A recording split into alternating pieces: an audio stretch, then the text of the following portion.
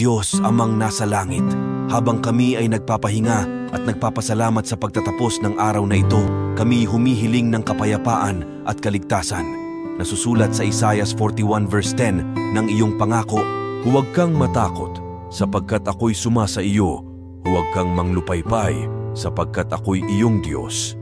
Aking palalakasin ka, oo, aking tutulungan ka, oo, aking aalalayan ka ng kanang kamay ng aking katuwiran. Sa iyong katunayan, ikaw ay aming kanlungan at kalakasan.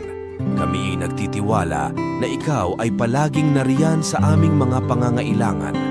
Ang iyong presensya at pagmamahal ay nagbibigay lakas sa amin na harapin ang bawat araw.